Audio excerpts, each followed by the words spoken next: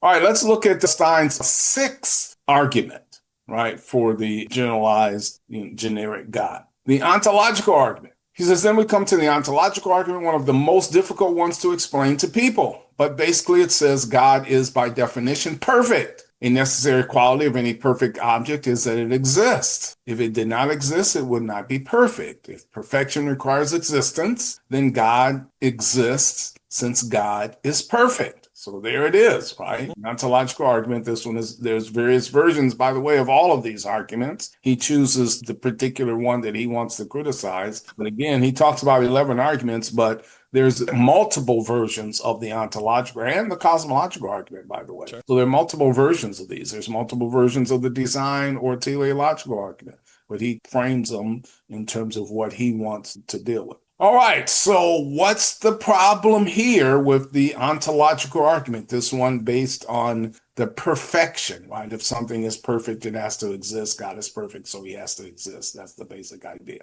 Well, it says in order for something to be perfect, it must first exist, right? And if something did not exist, then the word perfect wouldn't mean anything. So first you must have existence, and then possibly you may have perfection. And so he says, again, this is going backwards. We must have an existing God, then we can decide whether he's perfect. If perfectness is a quality of a God, then he may be perfect, but he first must exist. So that's his slam on this particular version of the ontological argument. Yeah.